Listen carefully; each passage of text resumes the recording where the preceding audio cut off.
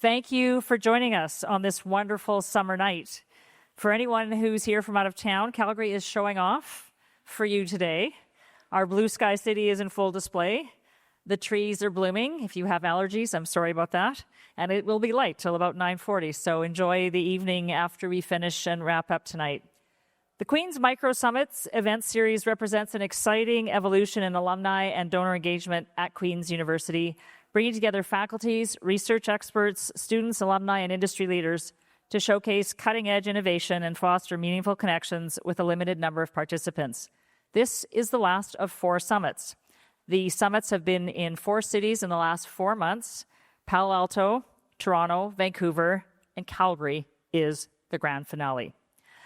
Before we get started, I would like to acknowledge that our event is taking place on the Treaty 7 region of southern Alberta, which includes the traditional territories of the Blackfoot Confederacy, including the Siksika, the Piikani, and the Kainai nations, the Tsuut'ina, the Stoney Nakoda, which includes the Chiniki, Bearspaw, and Goodstoney nations.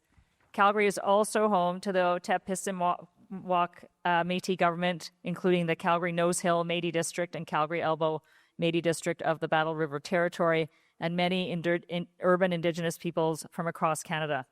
This land has always been a gathering place, a place where people came together to trade, to share knowledge, and to build relationships. And tonight we gather for the purpose of sharing knowledge, just like those who have come before us and made their homes on this land at the confluence of the Bow and the Elbow Rivers. Now, for those of you who don't know me, I'm Deborah Yedlin. I'm President and CEO of the Calgary Chamber of Commerce, Queen's 91 MBA, and I have 2 sons who are also Queen's graduates from 2017 and 2020. And we used to joke that even though I am a graduate of the University of Alberta as well, they would have, it's like the Henry Ford School of cars. You could go to any school as long as it was Queen's. And 2 of them went to Queen's. But prior to my current role, I was Chancellor of the University of Calgary, and I come from a line of academics. My mother was the 8th woman tenured at the University of Alberta as a history professor, and my dad was a teacher. My brother is still teaching engineering at UBC well beyond the standard retirement age. And he's proud of it, and I'm proud of him. Education is the great equalizer. It provides opportunity, opens minds and doors to what is possible. And as my parents reminded me and my brother, it's the one thing no one can take away from you. But we live in a world where education is viewed as an expense, not an investment in the future. And even though all of us in this room understand the importance of education, that sentiment doesn't translate into the broader community, which is why these events are so important. When I was chancellor at the university, we did this as well. Took professors to other cities to showcase research and make those really important connections with the community to help everyone understand why universities matter, why education matters, and to hear firsthand about the importance of research and where it can make a difference. At the Chamber, we partner with the post-secondary institutions in Calgary, advocating on their behalf with all levels of government. In fact, the last time we hosted our finance minister, Doug Horner, the day after he tabled his latest budget, when he got to the place in his remarks where he was highlighting the education line item, he said, "I know we're going to talk about this later, so I won't go into too much detail." So they know me well. So let's get started. Tonight is the first of 2 nights. This evening, you will be treated to a TED Talk by 3 of our brilliant researchers, followed by a brief period of questions, and then tomorrow will be a full panel discussion. And in keeping with where we are today, the theme of the next 2 nights is Canada's energy future, which has been a hot topic of conversation since our new Prime Minister was sworn in and our newly minted energy minister spoke to the community last week. So with us this evening is Dr. Andy Take from the Smith Engineering faculty, a former Canada Research Chair in Geotechnical Engineering in the faculty. He will share his research about next-generation infrastructure and how it will help Canada's natural resource sector thrive into the next century. We also have Dr. Warren Mabey, he's Faculty of Arts and Science, also a former Canada Research Chair in Renewable Energy Development and Implementation at the School of Policy Studies, and he'll talk about AI and the opportunities that it is creating for the energy sector. And then David DiTomasi from the Smith School of Business, he's a distinguished teaching fellow in international business at the Smith School. We'll talk about the natural resource sector and in solving Canada's current and future energy challenges. So very interesting. They'll each present a TED Talk style presentation, 15 minutes each. Then we'll have a little bit of time for questions, and then we'll carry on and connect after the event is over. And we're going to start with Dr. Andy Take from the Smith Engineering School. Andy.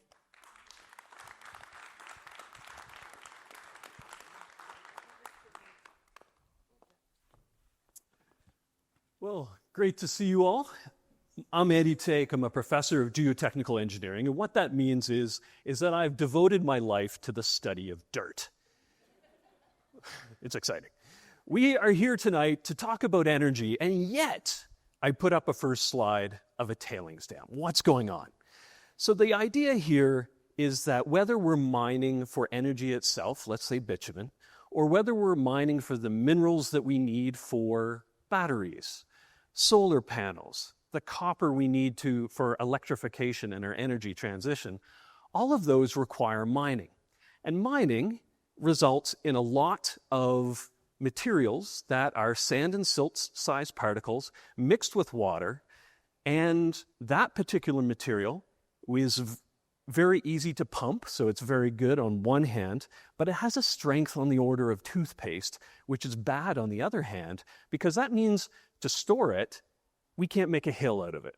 So instead, what we need to do is to put it into a structure where the strength comes from something else. In this particular case, from the tailings dam itself. And that has to be safe. This is a landform. This is going to be around forever in a changing climate, and it has to be safe forever. So the big question is, if we want our energy to be really sustainable, we need to think about how we store mine waste. What happens if that dam were to fail? Well, sadly, we have way too many examples of this. The first one that I thought I would show you tonight, the first one, comes from British Columbia in August 2014. This is the Mount Polley Tailings Storage Facility failure. In this particular case, what happened is this dam had a foundation failure. So the base of the dam slid, that dropped the crest and allowed water to flow over top. That water took tailings with it, and you can see this giant outflow of material. As we're looking through this particular view here, what was behind the dam formerly was up to pretty close to the crest, and now we have this giant canyon. That canyon represents millions of cubic meters. So a meter by a meter by a meter, 25 million cubic meters of material that is then released into the environment. This is clearly not a sustainable practice. 5 years later, we're now going to Brazil. In this particular case, what you're looking at is security footage. Where the green part in the center of the screen is, that's the downstream face of the dam. And what you're going to witness is if you look at that green part, you will see a toe bulge. The crest drops. The dam is sitting there, and in an instant, the thing decides to liquefy. It's turned into a viscous fluid. And as you can see the dam now flowing and the tailings being released, you can see how incredibly mobile that is. How can you have a dam one moment and then the next have it so that it is flowing like a fluid? Let's talk about that. So what I'm showing you here is a little idealized block of tailings and water. The spheres are our particles, are solid particles, and the blue spaces are voids, right? The space between the particles. And what we're going to do is we're going to load this. We call that shearing. It's a sort of a load mechanism where we take the top of this and we sort of give it try and change its shape and volume. And if we do that slowly, and let's take a look at the upper left ball here. That upper left ball had the opportunity to slide into the neighboring void. And so what we saw here is a very unstable format. Like this is very loose. We have, if we shear it slowly, this ability to get a stronger material. What happens if we shear that fast? Well, now this ball here wants to get into that space, but if we do it really, really quickly, that ball is pushing the water in the void. And the water doesn't have time to squeeze out. That dam is huge, right? You have to squeeze the water to the boundary. So instead what happens is the chip bag effect. So if you have a bag of Lay's potato chips, it works with other brands, and it's unopened, and you squish it, the chips, the solid particles, don't feel any of the load. All of the load goes into the fluid, in this case the air, inside the chip bag.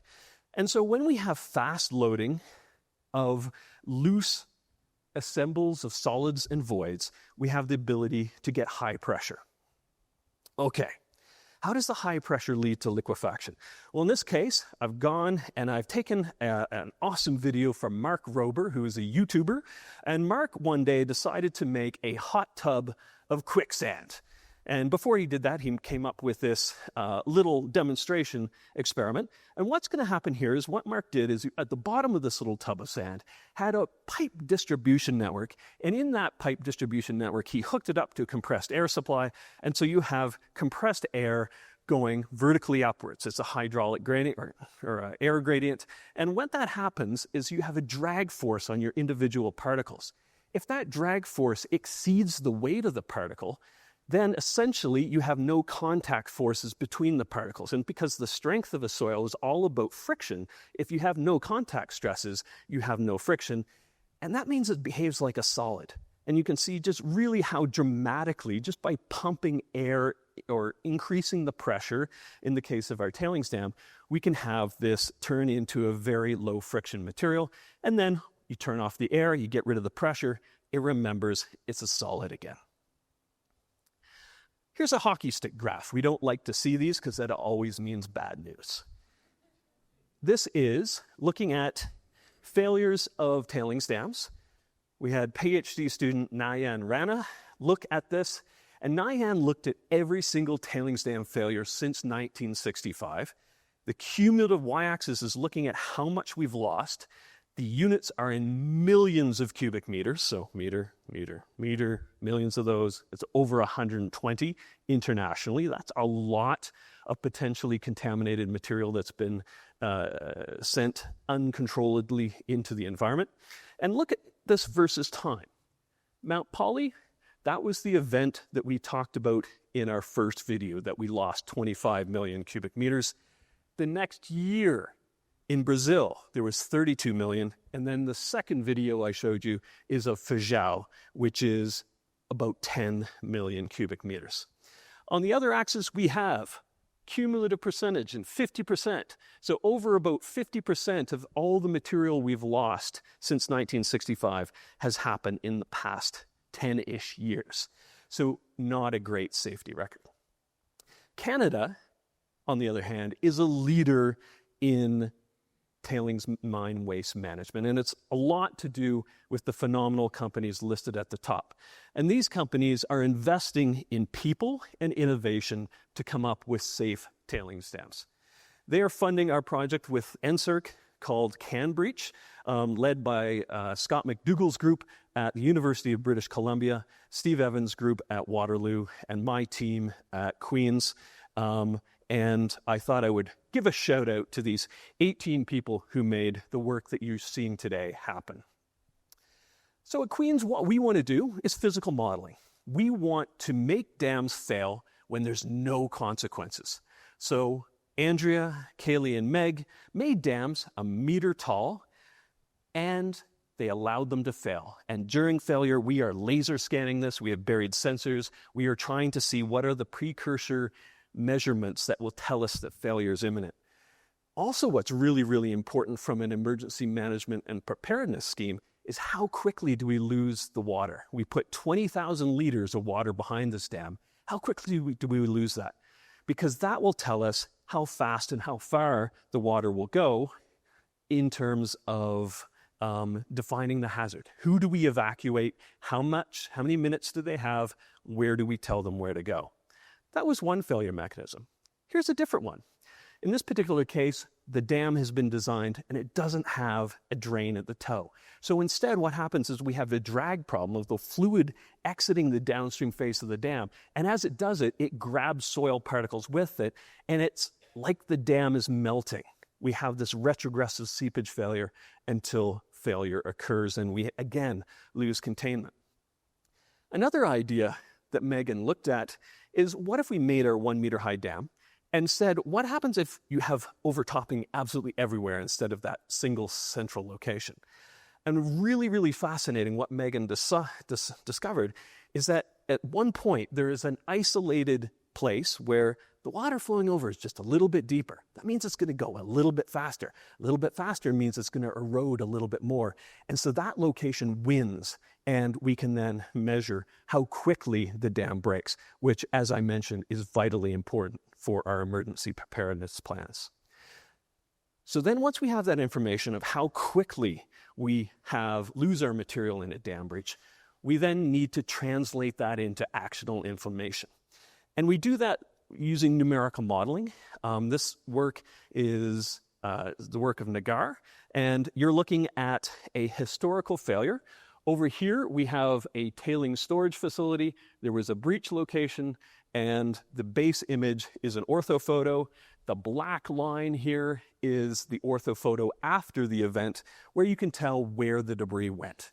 And so in terms of protecting people, we need to know that if a breach occurs, what are the consequences? How far will the debris go? Who do we need to warn? Where do we tell them to go?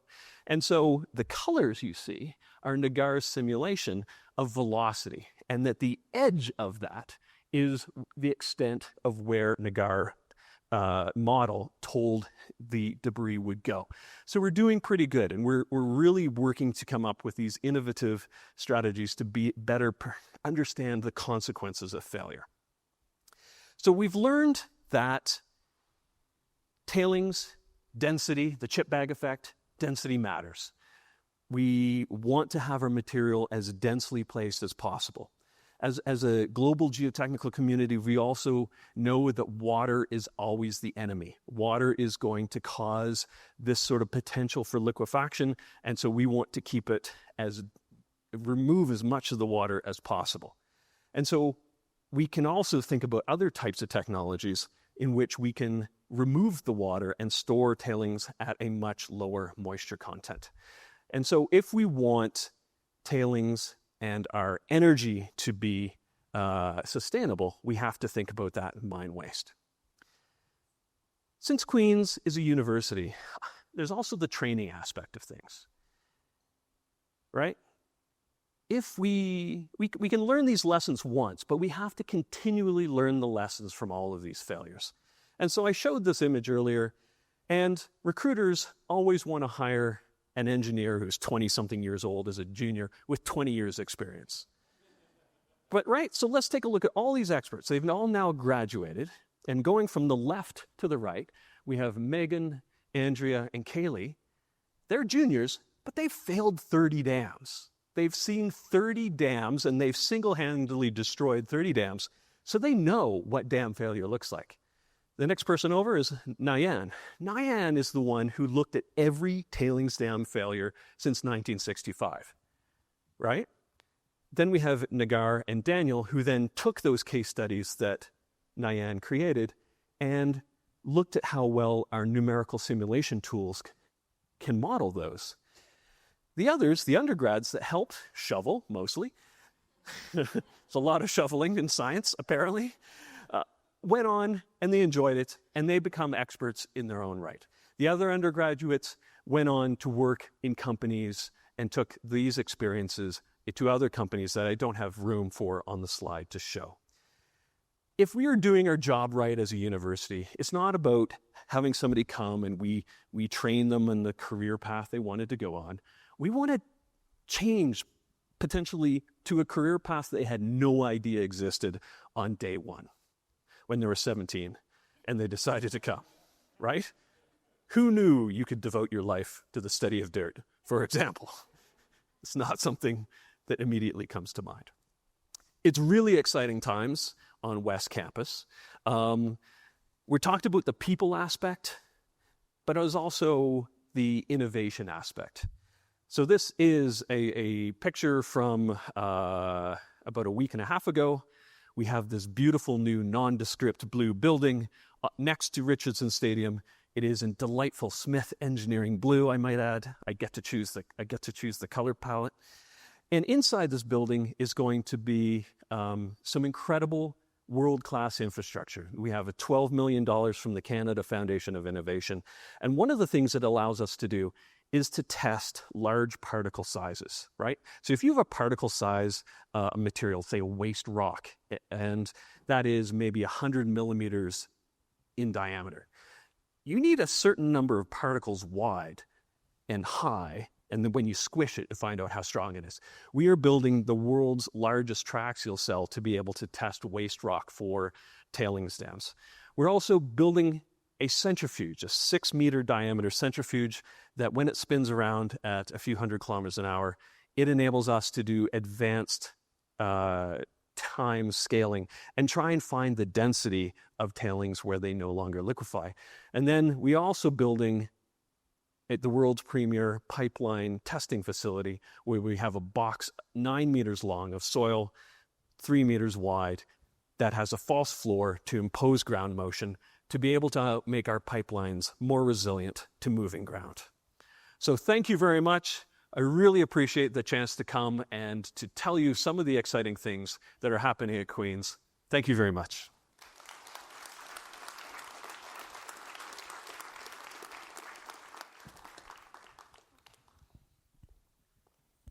Thank you, Dr. Take. As soon as you said tailings ponds, I was back at my desk in 2008 at the Calgary Herald looking at all the information about some dead ducks on the Syncrude tailings pond. And so that's where I started to learn all about tailings ponds. So you took me back in time there. Bit of it's actually affected the messaging on the energy sector ever since, but that's maybe we'll get into that tomorrow.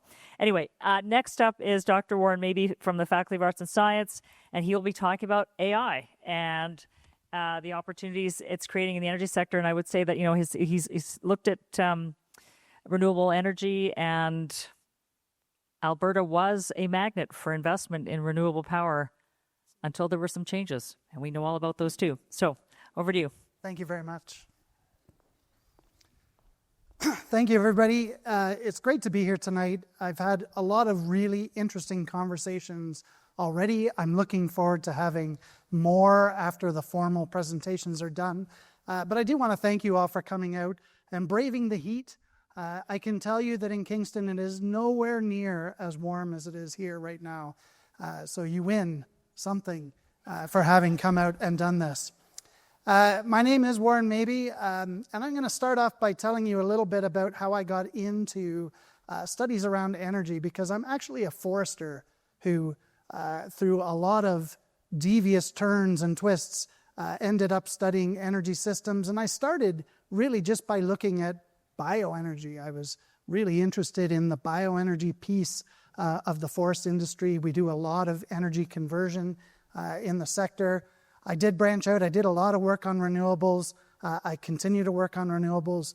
But I very quickly realized that to understand energy, particularly in Canada, you have to understand the whole system. You've got to look at oil and gas. You've got to look at nuclear. You've got to understand coal. And you've got to understand the new technologies, hydrogen and new technologies that may reshape the landscape yet again. And one of the things that I want you to take away from this incredibly chaotic image that's behind me is that the energy sector is chaotic. It's not linear anymore. There isn't a single solution and a single technology that we use. It's very complex. I think there are people in this room that have a very good sense of that and a very good understanding, but a lot of Canadians do not. And they do not appreciate just how complex the system is that delivers power to their light sockets or to their cars or to their buildings. Now, one of the things that makes energy complex is that our needs are constantly changing. And, I'm going to pull out my phone here. If I wanted to, I could go on this phone, I could start to talk to servers all around the world. I could have it draw pictures of cats with hats on and all sorts of fantastic things. The emergence of AI over the last 5 years has been one of the latest and maybe one of the most dramatic reshapings of the energy landscape. As an example, Right now, we're predicting that the additional electricity demand that is going to come with AI development just over the next 5 years to 2030 is going to be something equivalent to another Sweden. So we're going to add another Sweden to the global energy demand, and that's at the low end of the projections. It could be another Germany. And these sound like big numbers. Now remember, Sweden actually isn't all that big in the global sense. We're not talking about another China. We're not talking about another India. But this is significant gains, particularly for electricity. And I say that particularly for electricity because if you look at the Canadian energy system, over the last 2 decades, our demand for electricity has basically stayed flat. Like, we've changed our electricity grid, but we haven't really seen big increases. That's all likely to change as new technologies come online. And AI is just sort of the flashiest of these technologies. Think about electric vehicles. More and more people are driving plug-in hybrids. They're driving pure electric vehicles. They may not drive them all the time, and they may still utilize gasoline in their daily or weekly activities. They may use diesel fuels.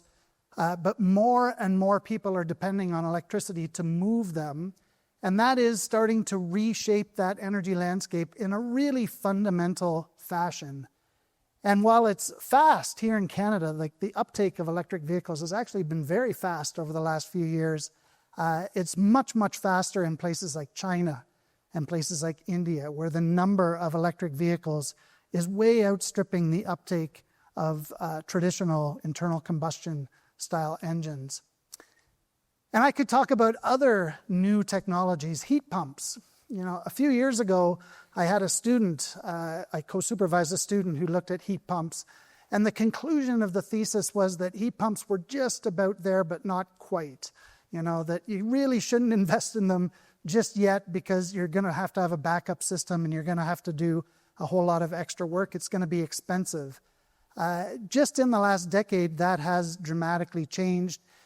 If you go across the southern parts of Canada, heat pumps can be very effective, and they can actually work really well with that climate. Now, I'm not talking about the far north. I'm not talking about some of the conditions that Canadians do experience, but we're seeing technologies change, and it's going to change energy demand in a really fundamental way. So these are things that we think about in our lab, is how do these different demands for energy translate into changes in the energy system? But of course, technology isn't the only thing that can change an energy system. There are disruptive forces out there in the world. And whether you love or hate this particular disruptive force, and there is no real correct answer, he is having a big impact on the energy landscape and on the whole commercial landscape. He is working to change the trajectory of energy use in the United States, and that will have effects on Canada. I just talked about electric vehicles. Well, there's a lot of talk about moving backwards on that curve underneath President Trump's executive orders and the way that he is reinvesting government funds. There is going to be a lot of uncertainty. There's going to be a lot of unpredictability in the energy system that we're looking at. And this is particularly bad for Canada, as we know, because energy exports to the United States has been one of the backbones of our economy for decades. And Alberta, of course, has led the way on that. In Alberta and across Canada, oil production over the last 2 decades has doubled. And most of that doubling has gone into additional exports, not into additional domestic use, but additional exports. And most of that is going into the United States. I say to my students that really, when we look at the North American energy system, we're looking at a single system. We're not looking at a Canadian system and an American system. We're looking at a single system. And, you know, there may be people here that work in the industry, and I'd be very curious to hear your views, later. But I hear all the time that it really is an integrated system, and what is happening now is making us reconsider the value of that. Nobody really knows, is this a 4-year interregnum, a break in normal relations, or is this a reset? Is this going to be something different? But we've got to be planning for it either way. Now, I said additional oil production hasn't really gone into Canadian use. The use of oil in Canada hasn't really gone up all that much, but what has gone up dramatically in the last 2 decades is natural gas. And I don't think a lot of Canadians appreciate just how critical natural gas has become to our overall energy supply. We've gone from about 30% of our total energy supply being natural gas 20 years ago to 40% today. That's a bigger gain than any other thing that we're looking at. Bigger than renewables, bigger than oil, certainly bigger than coal, because a lot of that natural gas has displaced coal. This has been the driver behind a lot of the transformation that we've actually seen in the sector to date. And like I say, it is something that's happened, I don't want to say invisibly, because I'm sure there's people in this room that are well aware of this, but I don't think it's on the radar for a lot of Canadians. And it has happened without a lot of policy guidance. The guidance that we've had in Canada as we've gone forward with policy has really steered clear of trying to plot a course for energy. In fact, the last version of the Liberal government that we had really used climate policy as a proxy for energy policy, right? Put together carbon taxes or carbon pricing, clean fuel standards, other policies that were used to sort of reshape the energy sector without the trouble of actually saying where they wanted the sector to go. And to an extent that can work, but I think that the place where it starts to fall apart is when some of those policies outlive their usefulness. And I think we've seen that with the carbon pricing, consumer carbon pricing, which has now been cut to zero and will be removed as Parliament sits and they pass the laws that are necessary in order to do that. Again, we're seeing a lot of shifts in the policy landscape, and it creates an uncertain environment for industry moving forward. So how do we move forward? And this is the critical question for us right now. We are at a time when a lot of people are seeing new opportunities for oil. Maybe we can get a new pipeline. Maybe we can build new infrastructure. One thing that both Mr. Poilievre and Mr. Carney said during the election run was that we should put time and effort into building an east-west energy corridor. And I love that, not just because I wrote it in an op-ed back in 2008, but because it makes so much sense for Canada to think about connecting the dots. So much of our energy infrastructure is oriented north-south. And it made a lot of sense when the United States was a good faith partner and when we could rely on the United States whenever we needed to. Right now we can't, and looking at that east-west corridor does make sense. We need to have these conversations, and so bringing it back around, one of the things that I think we can do well at Queen's is to convene the parties, bring the people together that need to be talking about these issues. Because it is critical that we develop a strategy going forward. And I'm not talking about a resurgence of the old National Energy Program or something like that. We need something that is forward-looking. We need something where stakeholders and rights holders are being consulted and are taking part. But we need a place to talk about where we want to go with energy in the future. And that is a place that I think Queen's is, and I'm really privileged to be part of that. And I'm going to stop my talk here. So thank you very much for your attention. Looking forward to conversations.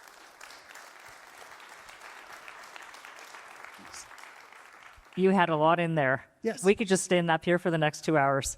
Policy, regulation, uncertainty. Oh my goodness.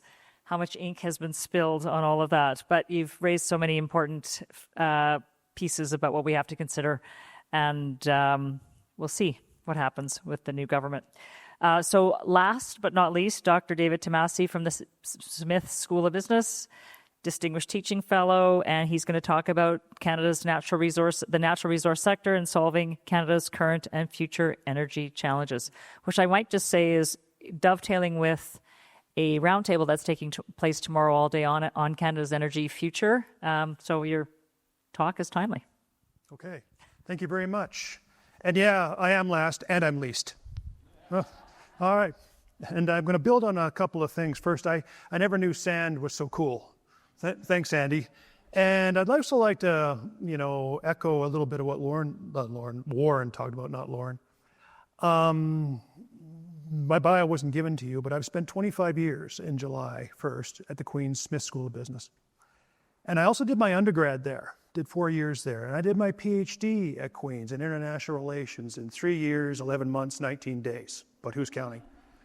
I've invested 30 years of my life into this one institution. And a bunch of you out there might wonder, why did you do that? I think the answer is in front of me. No, Queen's is a place that does things that matter, and it matters that you come out tonight. And it is a place that Warren just mentioned where national or issues of national importance. Queen's is not a local, small Ontario university. It's a national institution that talks about issues that matter to the country. And as long as it does that, I think that's a pretty good place to spend a career. And I'm going to contribute to it the way that I can. And the way that I've been doing it lately, and far more relevantly than I ever wanted it to be, is in the politics and geopolitics of energy. So I'm going to walk you through that for the next 15 or 17 minutes, at least where I've gone, where I've come from, and where I'm going.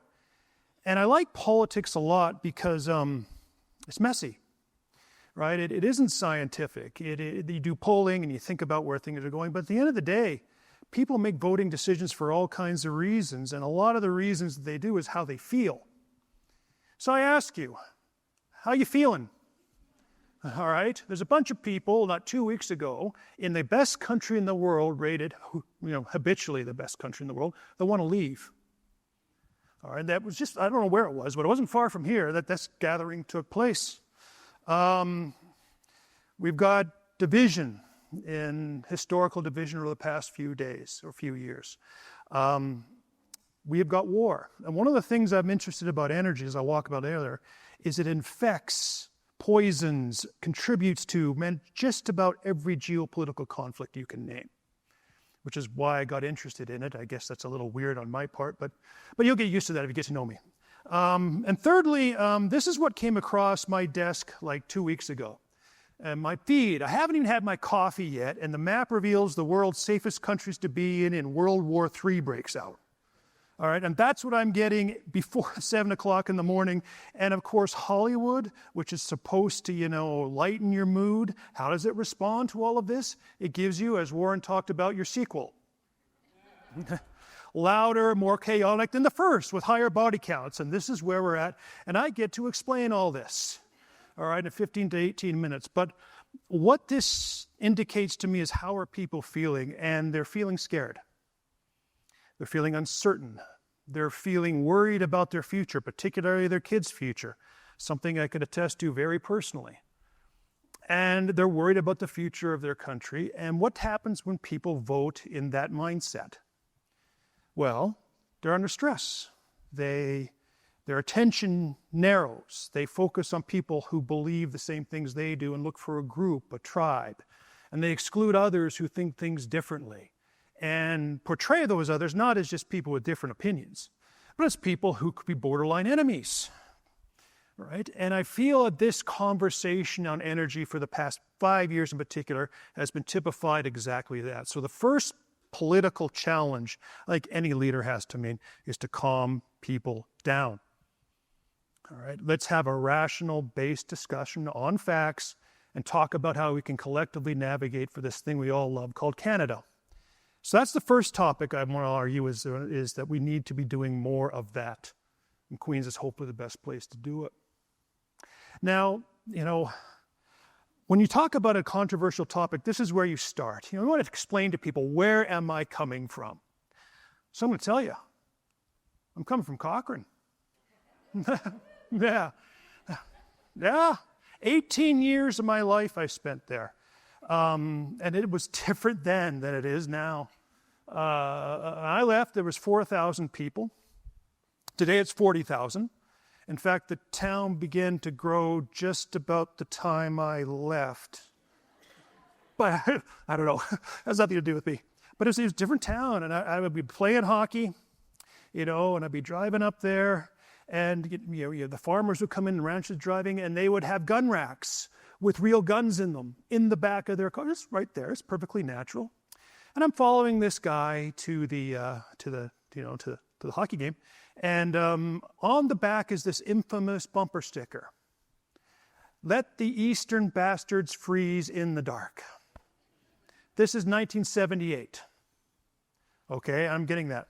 So, okay, this guy's got a gun, hates the Eastern bastards. Guess what? I'm going to become one.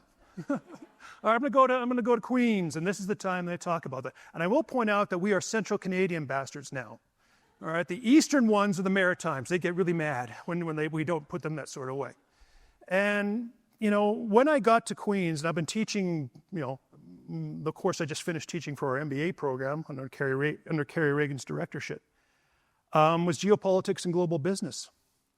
And I teach business, government, and the international economy. And what I was seeing about 5 years ago, and not just in our domestic students, but also in the mass numbers of international students we were carrying in, is two things. One was a real animosity built in. They were looking at me like they hated me on the first day. And usually it takes 6 weeks before people, think that about me. But it took it for, and why? Because I was making them in these courses study the politics and geopolitics of energy with a focus on carbon. They didn't want to do it. They felt it was bad. They felt it was wrong. They felt that somehow they were morally wrong to be talking about this, that the world had to do renewables and nothing but. And I would press them a little bit. I'd say, okay, why do you think that? 'Cause. They couldn't articulate why. Now, this is important because this is the mentality that we were getting into, right? We've got a built-in animosity, and that's why I wrote that book, Profits and Power, Navigating the Politics and Geopolitics of Oil. Now, I talked earlier about their friends on the bumper stickers because this is an old problem that's 45 years in the making. Now, I know our new energy minister came to town about 10 days ago, and he said all the right things. I'm not from here. We're going to build stuff. We listen and we care. We had a throne speech just yesterday talking about the right things, right? But this is 45 years of people's feelings about being ignored and not being taken seriously. And I consulted that wisdom of all things good, Dr. Phil, right? He told me that you need 5 positive interactions to counteract every negative interaction in a long-running successful relationship, 5 to 7. So Mr. Hodgson's going to have to make about 1,000 more speeches, all right, to get over what some of people are actually feeling. But ultimately, it's not really about what people are feeling or saying. It's what I'm going to do. That's what people measure things by, is how or what are we going to do is what we care about. So let's talk about that. Now, we can get into the specifics of what we're going to do politically in the debate a little bit later, but I want to give us, whatever we do, we got a basis on a theory of reality, not a theory, a facts of reality of what we're actually facing. So this is the first thing I usually start with my students, is they're unaware of this. The global demand for energy is insatiable and is not going to stop in your working lifetime. In 1973, the world used about 6 billion tons of oil equivalent. This is everything. Electricity, transport, making stuff, right? That's what we did in 1973. 50 years later, we have more than doubled the energy demand of the globe. So it's now well over 14. This is 2023 data. It's going up. All right. So we have a pie that's more than twice as big. And in that period of time, coal has actually increased its percentage of a much broader pie, not decreased. Now we've made, if you want to talk about decreasing use of carbon, we've made some progress in oil. We use less oil as a percentage, but it's still a very large percentage of a very large pie. Natural gas, as Warren was talking about. often used now primarily to perhaps lower the use of coal for electricity plants. Nuclear, hydro, biofuels, and other. Put simply, in 1973, the world consumed about 87% of its energy came from carbon-based resources. 50 years later, the percentage now is 81. We've dropped it by 6% in 50 years, and it's a much, much broader pie. So when you're talking about, there's two conclusions that came from this. One is, when you're talking about energy transitioning, it's going to be much longer, much more expensive, and is actually the wrong verbiage. And the second point, we need every ounce of energy from every source we can possibly get, and we will for as long as any of us are alive. So one of the things I think Canadians can do is stop this either-or crap. All right, we need to do it all, and we need to do it all at the best in the world. So that's one way I'd like to change the political kind of debate in the country. This is what we're looking at. The second thing I'd like to talk a little bit about is who uses what, okay? The world uses that. It's oil, natural gas, coal. It's basically a repeat of the previous slide. But I would argue to you, and this is really critical for Canada, that the world isn't the world. There's really at least three, right? And I've broken them down to the bottom to talk about that a little bit. There's what I call the rich countries, of which I've used the United States as a proxy. Right? And they still use a lot of oil, a lot of natural gas. They've made a lot of progress dropping coal, primarily from substituting natural gas for coal in energy production or electricity production. It has not been painless. Talk to the folks in Appalachia who used to be coal miners. Several million of whom have died from opioid addictions. So transitions are not uniformly easy, nor are they painless. But these are rich people.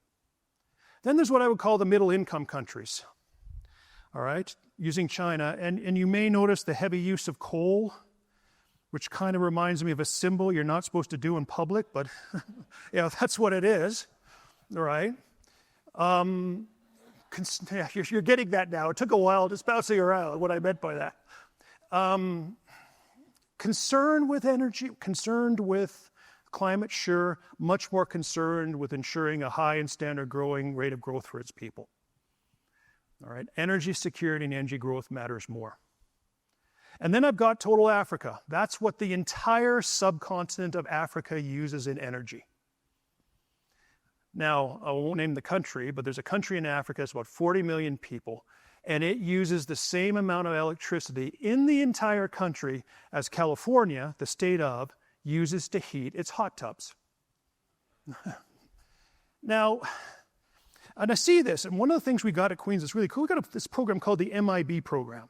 It's rated the best in the country and one of the best in the world. And I think 2 years ago, we had 27 nationalities represented. And I did a little poll in class about climate change. Over here, nothing else in the world matters other than stopping climate change. I don't give a damn about climate change. And I asked people to locate themselves on that graph.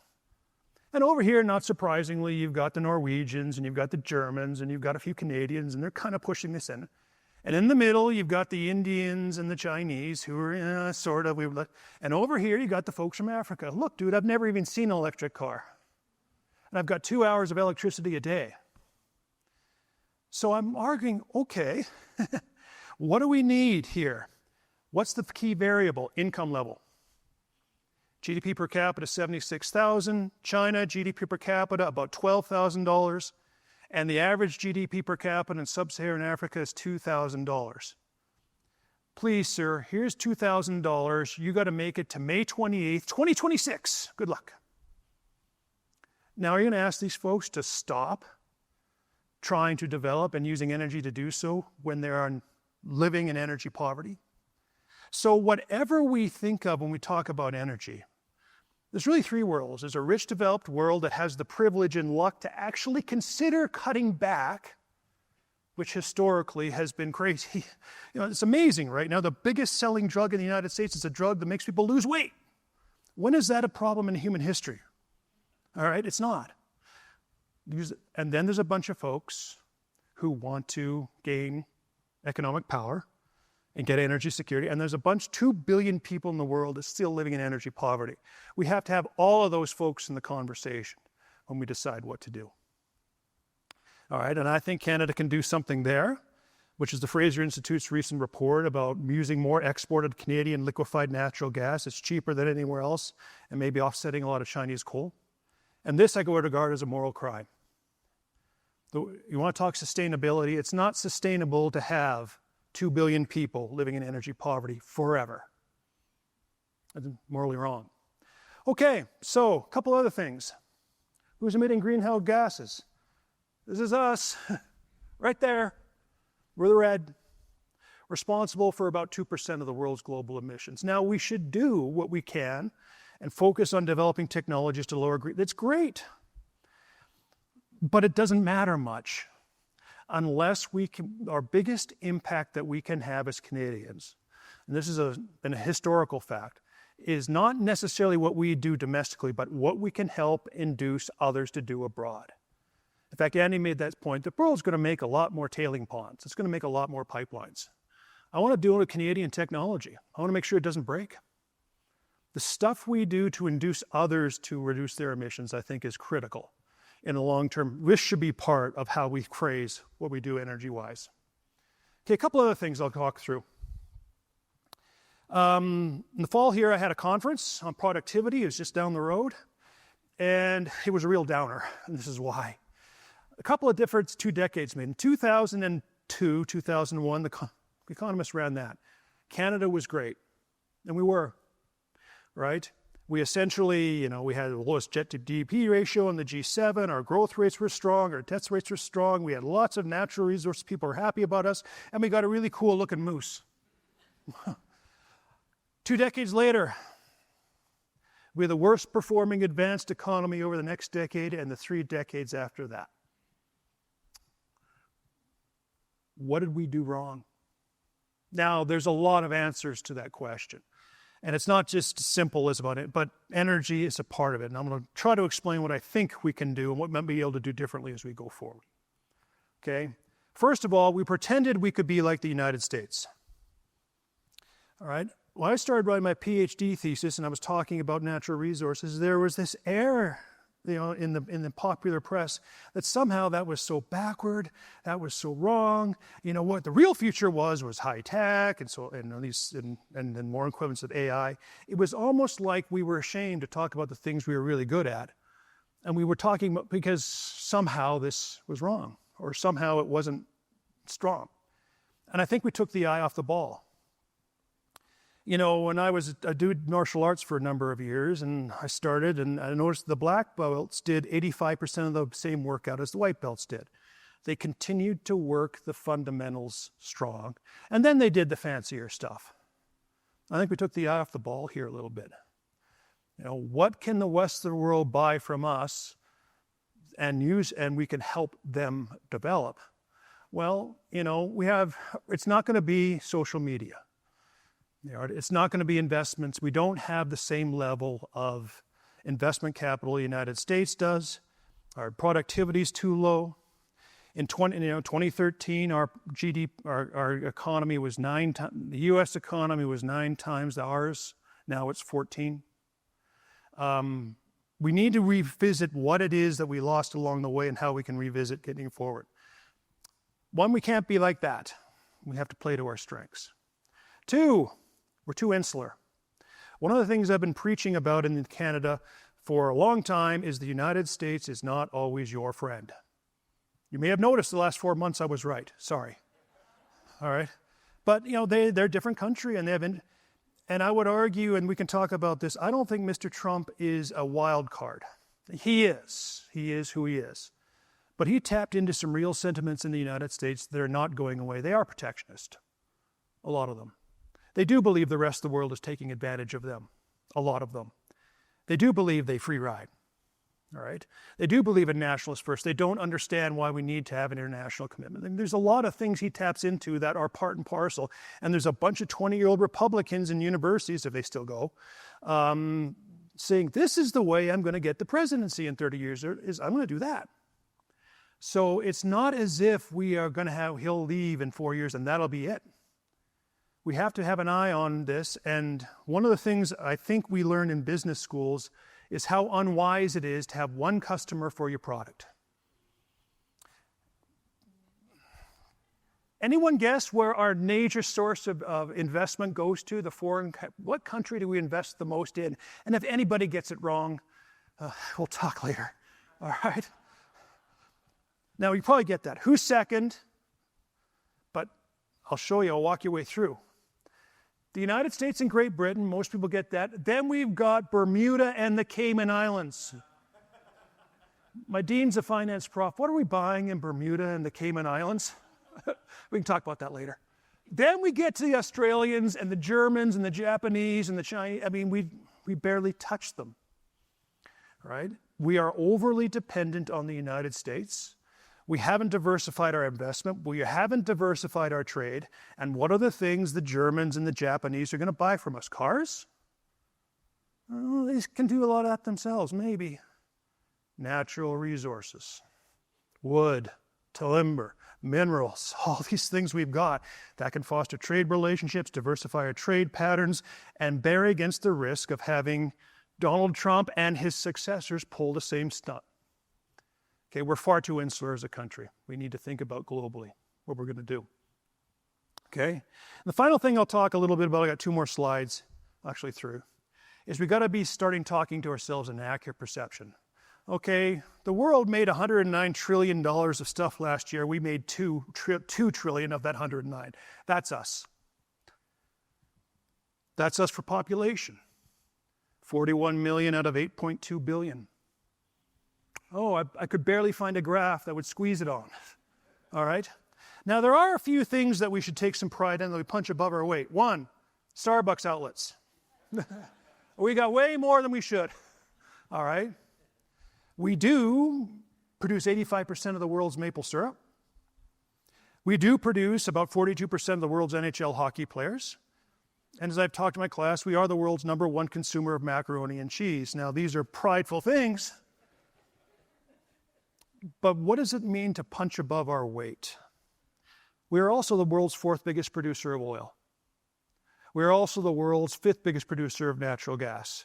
And I would argue we could have more if we had a set of different policies over the last decade. Now, this is the one thing we talked about, trying to bring people together. I've heard 2 prime ministers use the words energy superpower. One was Stephen Harper, conservative, and Mark Carney, liberal. So clearly there's something about this that spans party lines. What does it mean? What does it mean to be a superpower? Well, it means you have power, okay. And that some people would argue it means you can just produce more and have more energy output, and that will, but that's where we start, but that's not where it ends. Is what do you use that power for? What values, to use Mr. Carney's phrase, Canadian views that we can actually use in the way we produce energy, how we sell it, that can shape a world more conducive to our interests and more reflective of what we believe ourselves to be as Canadians? That's the debate we ought to be having. And we've been having it for a century, right? In preparation for this talk, I went to Montreal. Yeah, just, I wanted to get out of the Calgary mindset. I'll go there. And I was wandering around, and by happenstance, I went to a statue of Sir Wilfrid Laurier, and I read the bottom. The governing motive of my life has been to harmonize the different elements which compose our country. Sound familiar? Yeah. This is the challenge we have as Canadians. How do we craft an economic policy that solves the very real problems that we have,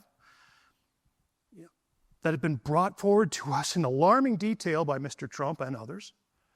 How can we get away from the insularity that has defined our debates forever and look around about how we can impact the world in a positive direction? And how can we wrap that up in a vision of what Canada could be that we can all buy into? That's the challenge, I would argue. And my next book is called Navigating Canada's Energy Future. It's about 60,000 words into it. I hope they're the right ones. Coming to a bookstore near you somewhat soon. I started this talk by saying that Queens is a place where we have national conversations of issues of national import. This is one. And I look forward to contributing where and how I can. Thank you for your time. Good evening, everyone. If I could just, we're going to get started. And I want to thank everyone for joining us on this wonderful summer night. It's a little warm up here. And I don't know if everybody realizes, but these are parts of a piano. And for the engineers in the room, when it's of a certain temperature and a certain heat, there's actually these noises that you could hear, the sort of a humming that happens up here. So not tonight, but it's pretty cool. So for everybody who's here from last night, welcome back. And for anybody who's here for the first time this evening, welcome. We are going to have a really interesting evening because last night was a great discussion. This is the Queen's Micro Summit event series represents an exciting evolution in alumni and donor engagement at Queen's, bringing together faculties, research experts, students, alumni, and industry leaders to showcase cutting-edge innovation and foster meaningful connections with a limited number of participants. And this is the last of 4 summits. They've taken place in 4 cities in 4 months. Palo Alto, Toronto, Vancouver, and Calgary is the last, the grand finale, and tonight is it. We're wrapping things out. Now, before we get started, I have to check the weather scores. That's why I have my phone. It's 3-1 for them at the end of the first period. Yeah. Yeah. For the others. Lucky scarf. There's orange and blue. I'd like to start our event by acknowledging the land upon which we're gathered today. The Treaty 7 region of southern Alberta includes the traditional territories of the Blackfoot Confederacy, including the Siksika, the Piikani, and the Kainai nations, the Tsuut'ina, the Stoney Nakoda, which includes the Chiniki, Bearspaw, and Goodstoney nations. And the city of Calgary is also home to the Otepemisiwak Métis government, including Calgary Nose Hill Métis District and Calgary Elbow Métis District of the Battle River Territory, and many urban Indigenous peoples from across Canada. The National Music Centre acknowledges and pays respect to the original custodians of these territories and is committed to working with Indigenous communities in Calgary and area in the spirit of collaboration and reconciliation. And of course, part of their traditions are about knowledge sharing, and that's really what we're doing here tonight.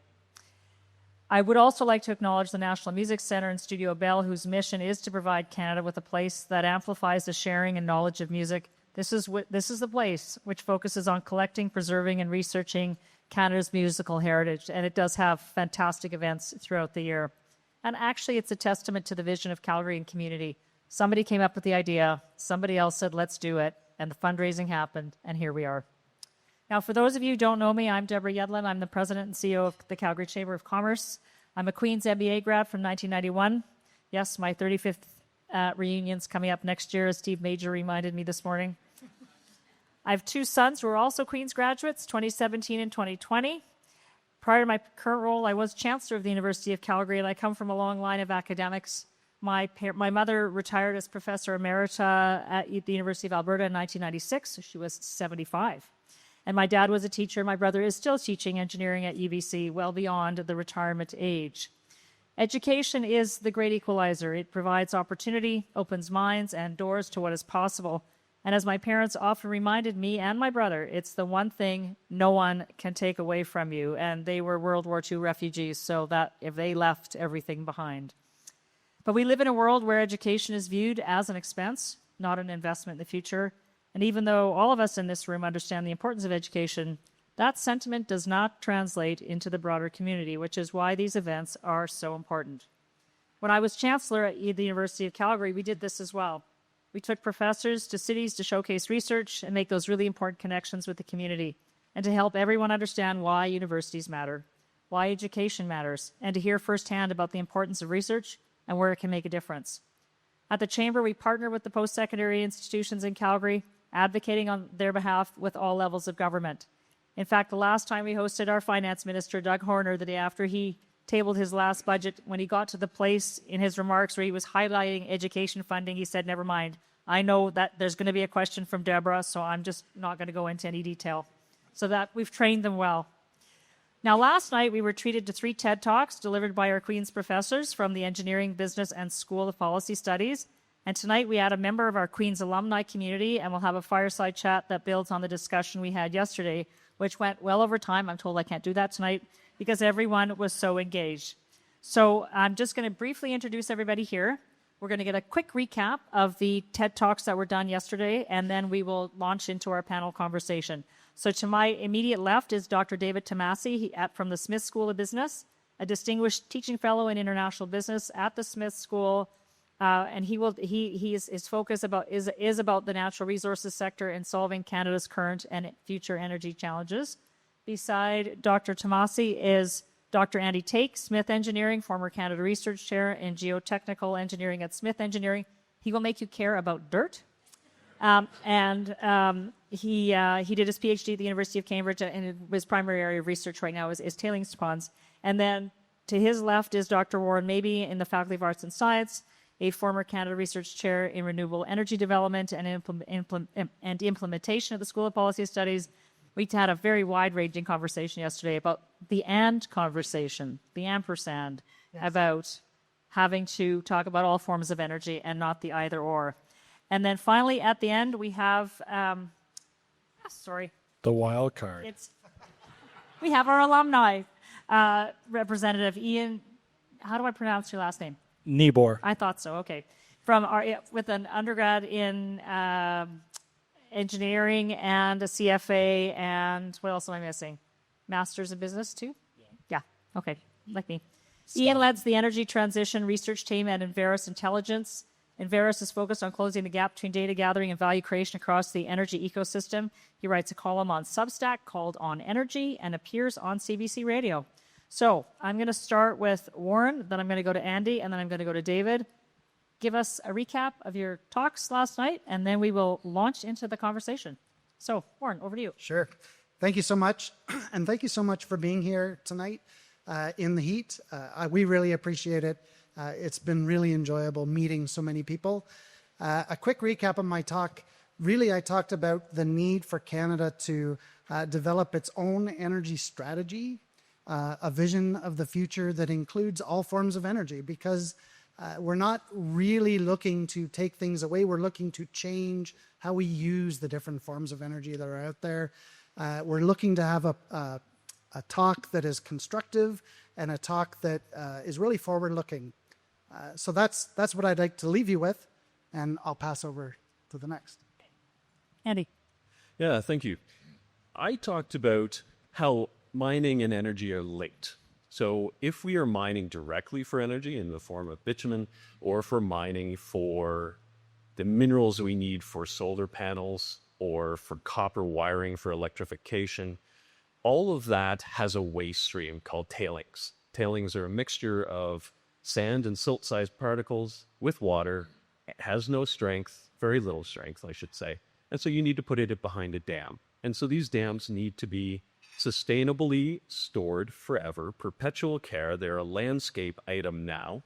And we need to do that smart. We need to be innovative, and we need to train people and continually to train people in this particular area so that the lessons learned from past failures are never forgotten. We continue to learn them each and every generation of engineer. David. All right, hi. Oh, a little bit too. I'm very powerful. My name is David Tomasi, and to give you a quick recap of my talk last night, I did mention I'm a Cochrane, Alberta native. And the reason I mentioned that is because even from an early age, I became very aware of the pressing political problems associated in this country with how we develop our resources and what we should do with the resources that we have. And I made that my professional field of study. And I talked about the politics and geopolitics initially of oil, and now the next book is of energy. How should Canada navigate its future given the political and geopolitical challenges the current energy system faces?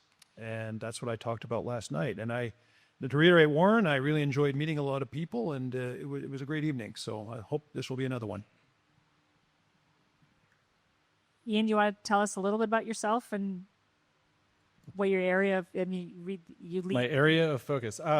So I've worked for Enverus and various precursor businesses for 12, 13 years here. We're the largest energy-focused software and analytics business in the world, about 8,000 customers, everything from investment banks, super majors, IPPs, down to individual mineral owners. Global in its nature, I'd say the preponderance is North America and US-centric, so I spend a lot of my time south of the border. And fundamentally, our team is trying to consume those analytics and that software we develop for the bulk of our organization to deliver insight to capital allocators and executive teams. So I spend most of my time in boardrooms and panels and conferences and having opinions. So excited to be here. Well, we have a new prime minister, a new energy minister, and it sounds like we have a new mandate. And there was, a commitment to building big projects and building them fast. So I'm curious as to each of your perspectives in terms of what do we need to see from an energy strategy standpoint that will make Canada realize the value of the resources that it has. What pieces, each of you bring a different lens to what's important. Who wants to take it first? Okay. I can start. Yeah. So one of the things I said last night, and I'm going to reiterate here, is I really love the idea that both Mr. Polyev and Mr. Carney talked about in the election, which is developing a dedicated energy corridor, east-west across the country. I'm sitting here watching tank cars going by on the rail line behind you, and it's making me think, we have lots of different ways that we can move things around. We have lots of capacity, but we do need to be expanding capacity. We need to be thinking about the future markets that we're going to be serving, not just the markets that we've been serving over the years. And so, the first element of policy that I would like to see our current federal government develop is something concrete around that corridor. What might it look like, and how could we develop it faster so that we can open up more of the resources that we have? So the engineer is going to answer what the corridor looks like. Yes, exactly. So when we're thinking about a infrastructure or energy corridor, we need to be thinking about doing that in an innovative fashion. So if we're thinking about pipelines, we want to make sure, as engineers, we want to take action. We want to build things. And so one of the things we're doing at Queen's is building a brand new pipeline simulator. So this simulator enables us to impose ground deformation onto pipelines. This new facility is being built on West Campus literally this week and next week and then this month. And it enables us to take a 9-meter long section of pipeline and half of it have the ground sink. And so we can control how much relative motion happens between the pipe and the soil. And depending on the stiffness of the pipe will either go along for the ride if it's a PVC water main, or if it is a more natural resource pipeline, it will rip through the ground and have lots of bending strains, lots and axial strains. Essentially, it'll be given some structural loading. And so we want to avoid those pipelines from rupturing, obviously. And so our work at Queen's is doing work to do that, but also thinking about innovative sensors.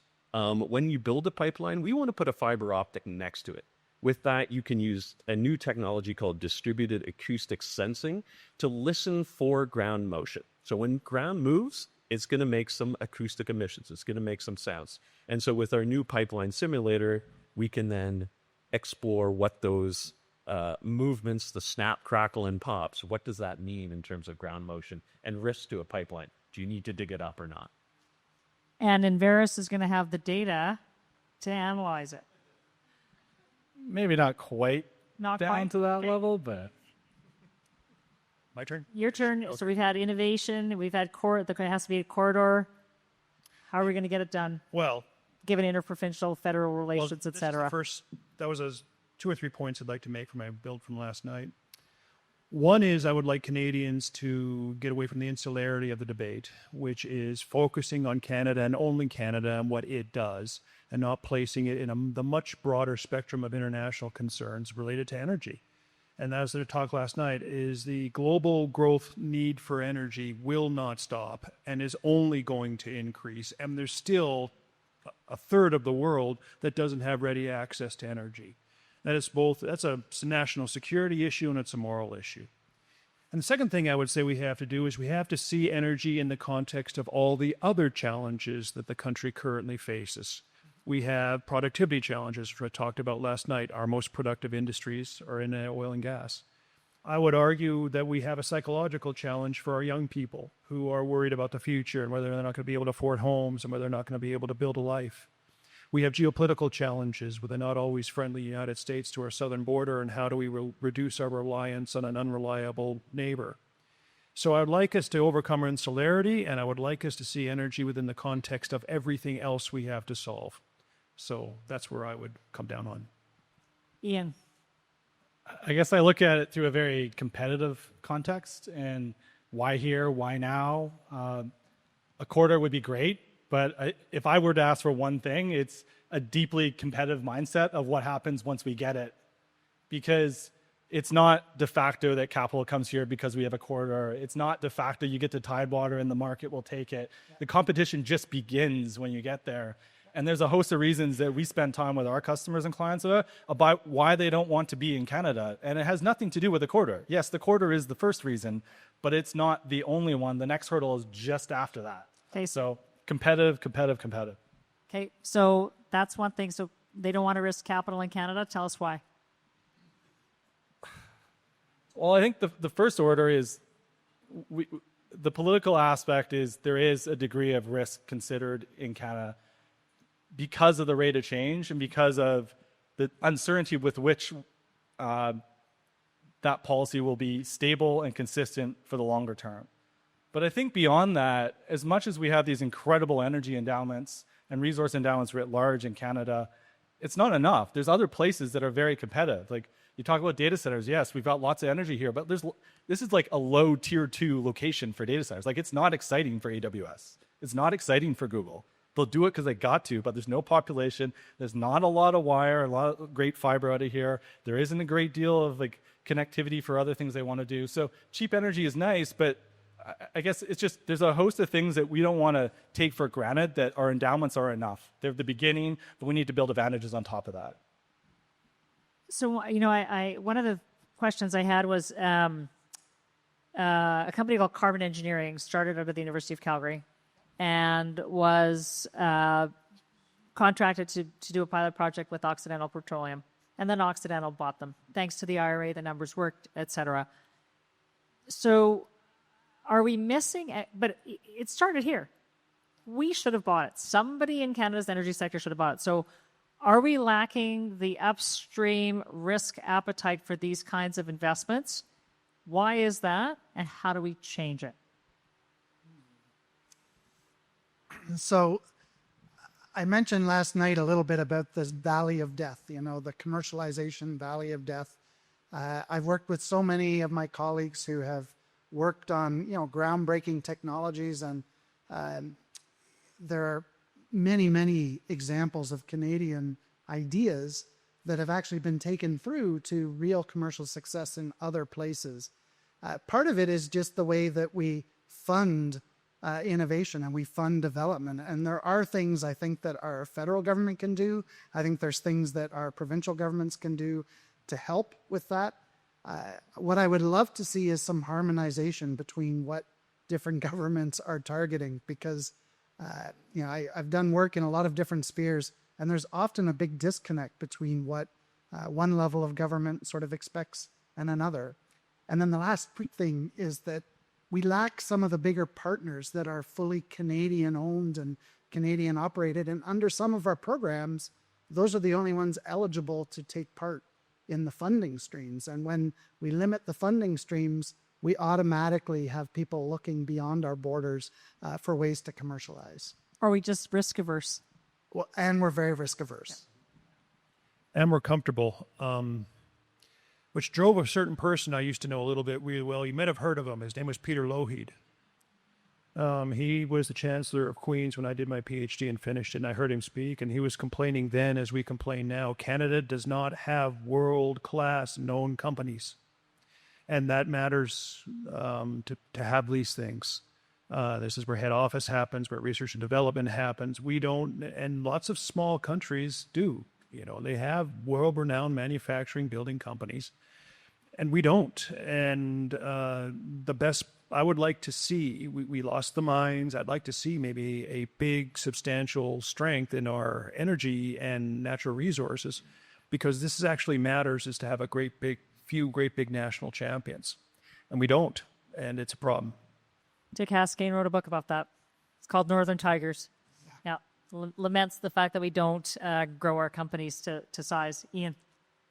Yeah, I guess to riff off of that, is that not just a productivity problem?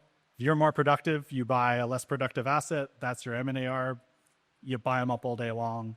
I think the second one, specific to carbon engineering and Oxy, is that it's a market structure piece, and emissions are an asset in the United States. You get paid for emissions. You do not get punished for it. And fundamentally, Oxy is short emissions for their carbon sequestration and their CDR credit business. They need technologies like carbon engineering, which is direct air capture, to feed that business. It is an asset. So that's perhaps another piece of advice for the Prime Minister as he starts to... I don't know if it's the right thing to do or not, but it's just like that's what you're competing with. It's a carrot versus a stick. Absolutely. And that's what seems to be working. David, we chatted a little bit yesterday about the energy conversation in Canada being challenging from, whether it's energy literacy, polarized, the lack of investment, with the opportunity to really change the conversation now. LNG seems to be having a moment. The natural gas story has changed significantly. Where do you see Canada sort of looking to expand, and how should we do that? Well, great. You should never let a good crisis go to waste. And one of the things we have right now, and I've studied this a little bit in a lot of fields, how does progress happen in politics and often in other areas? Is it linear, like a little bit more effort gets you a little bit more? That doesn't seem to be the way it works. Nothing, and then all of a sudden a whole lot happens. And you wait your whole career sometimes to hit that opportunity. We may have it here. I'm seeing polls across the country that are somewhat positive about building infrastructure. Liquefied natural gas, clearly, the Americans have been very aggressive at building export terminals and getting pipelines. We haven't been. We've got a lot in the queue, but I wish they were kind of coming on board right now as opposed to still being in the queue. So those are one of the first ones I would greenlight fairly quickly. And then start talking about the more as a signal to the market that we can do these things. And that will probably build the momentum we need to not let this good crisis go to waste. So I was actually moderating another panel this morning, and one of the panelists said, okay, just think about the LNG story in this context. We had an opportunity to get ahead of the States. We didn't. So they are now exporting 14 BCF a day. We're about to start exporting 2. So if it was a hockey game, would we be okay with the 14 to do score? No. But that's basically what we're looking at. And don't 10 more on the come. What's that? Another 10 on the come. Yeah. But still we're not winning. And that's just the Americans. Don't forget the Qataris. Don't forget the Norwegians. Don't forget. They seem to have no problem doing this. I don't know, why we haven't. And this is one fear I have on LNG. Even if we get it going quickly, there may be a bunch of new supply coming to the market all at once, and I worry we may have missed the boat a little bit. But I'm also optimistic that demand in Asia will be significant to take it all. We know that they want it, despite the fact that Minister Wilkinson didn't think there was a business case. That was a different conversation. So, Andy, we live in a 24/7 world where there is no off switch. And so data, AI centers, grid reliability, stability, corridors, nuclear, how do we make all this work from an engineering standpoint? Because it's complex. And everybody, the phones are on, everything's on all the time. Yeah, that's a huge challenge. Right. I think one of the things that we have the opportunity to do is to think about what kind of infrastructure do we need to support that kind of always on world that we live in now. And so whether that is the energy corridors or making plans for our energy future. That is huge, and that has implications. And as an engineer, we have to build that. We can't just magically wish it into place. And so we need to do some forward planning and also have the people to do that. One of the best parts of my job at Queen's is mentoring people. It is the best part. It's what I absolutely love. And so that aspect of the training of experts, we may have the opportunity and the funds to build infrastructure, but if we don't have the people, it's a Pyrrhic victory. Yeah. No, fair enough. Now, I wanted to ask, are we being realistic in terms of right now we have this pressure to diversify because of what the U.S. is doing? But how realistic is it in terms of timing and cost to really achieve the goals that we know we need to do? And we have a certain, we've got a very small window of time, 18, 24 months. We've got to get this going. Are we being realistic, or are we just being uncharacteristically optimistic as Canadians? So I do think that there is a real make hay while the sun shines sort of mentality that's perhaps going through the industry and in certain government offices. This is the chance to make some big changes to our infrastructure and to make some big additions. You're absolutely right that in 4 years the business case could look very different. A lot of things can change in that period of time. I think there are things that we can move on very quickly. I've talked about rail. Rail transport is something that can actually be built on very fast. We can move more oil by rail. We can move other goods by rail. And we can do so on a very, very short time frame. And so there are things that are kind of, easier to implement and faster to implement than some of the other options. I'm not saying take other options off the table, but maybe look at phasing different things in. I heard the word rail. That's infrastructure. I get to chat. So when thinking about rail, we at Queen's were collaborating with the University of Calgary to look at the Hudson's Bay Railroad. So the Hudson's Bay Railroad is 800 kilometers long. It starts in an area with no permafrost, and it ends in Churchill, which is all permafrost. And so in the context of a changing climate, this is a fascinating situation. How do we deal with massive ground movements? How do we deal with bridges where the foundations are acting like fence posts and being pushed out of the ground? And one of the really neat things that we're doing at Queen's is trying to use the bridge as a sensor. So an 800-kilometer long sensor to look at how climate is changing. So what I mean by that is that we can, because Transport Canada mandates the railway to measure the geometry of the track every 2 weeks, we have the ability to look at the 1980s. Where was in the 1980s, where was the railway having problems? And now we can look in 2025, where are the locations that the railway is having problems? And it's moved about 200 kilometers north. And so we can, in our lifetime, we are seeing this sort of change. And then from a context of if we want to use the Hudson's Bay Rail and use that as a port, we have this context of we're going to need a lot of engineering expertise to do that. And it's a very challenging ongoing maintenance problem. Well, and that's one of the ports that people are talking about is to Churchill. So that's really interesting. Ian, you want to jump in? I just thought that was really cool. Yeah. So did I. I would just say one thing about the debate on energy that I'm really sick of. It seems to be, politically, the rhetoric is a very defensive one. We should do this because of what the Americans might do, and we should be more like country X or country Y. I would much rather we should do this for us. This is for Y, and that would stick past the immediate threat of Mr. Trump, that we have a national conception of who we are and how energy fits into it, and this is how the Canadians do it, and we do it pretty well. I think it should be internally driven. I'm really tired of hearing about, we should, looking outside as if they've got it. I don't like that. I mean, I guess hopefully a useful comment. I think it's easy to mistake the U.S. as a single market. it's at least 5 relevant to Canadian energy. And you think about the Northeast, and that's for Quebec and Eastern Canada, Midwest, Gulf Coast, and then west of the Rockies. I think which of those markets do we want to develop and strengthen ties with? And so much of energy policy in the U.S. is actually state-specific, not federal-specific. And so as you think about this industry and its relationship with the U.S., it's actually with the specific states, not with the U.S. And how do we want to foster and build it?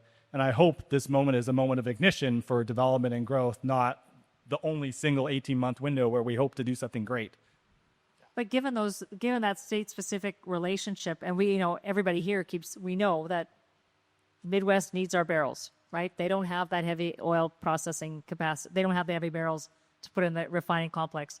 And yet there's still this narrative that they don't need our oil. Like there's a gap. I mean, the barrels are flowing, money talks. Yeah. I mean, I get that there's desire in the rhetoric, but I think you need to separate the physics from the reality, or from the storylines. Like most of our exports are going to continue to end up in the markets they're currently at. I hope we all would wish for more flexibility so we can deal with the unknowns of the future, but the logical destination for many of those barrels are the ones where they currently end up. Yeah. One of the things I think we have to remember is that the energy infrastructure that we have is an integrated system with the U.S., and it was designed that way, and it works really well when the U.S. is a good partner.